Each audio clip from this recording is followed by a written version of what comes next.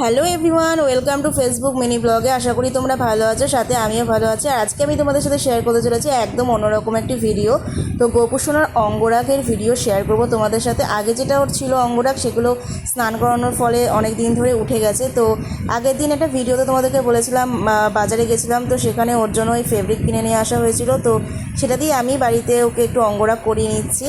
তো খুব একটা ভালো আমি আঁকাঝোঁকা পারি না, তো এবার ট্রাই করি। ছোটোবেলায় একসময় আঁকা শেখা হতো, কিন্তু এখন তো আর সেটা চর্চা নেই। তো সব কিছু চর্চার ফলে বা প্র্যাকটিসের ফলেই ভালো হয়। তো একদম এখন প্র্যাকটিস নেই, তো যা পেরেছি আর কি আঁকাঝোঁকা করে নিয়েছি। তো তোমাদের কেমন লাগলো ফাইনাল লুকটা অবশ্যই তোমাদের সাথে শেয়ার করব। কেমন লাগলো অবশ্যই জানিও।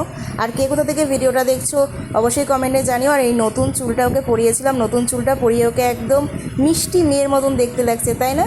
আর তোমরা অনেকেই বলতে চাইছো, বলছো যে মুকুটটা কোথা থেকে কিনেছি, ওর কত বাজেট নিচে, সবটাই তোমাদেরকে জানিয়ে দেবো নেক্সট একটা ভিডিওর মাধ্যমে। তো আজকের মতন এইটুকুই। তোমরা ভালো থেকো, টাটা গাইস, বাই।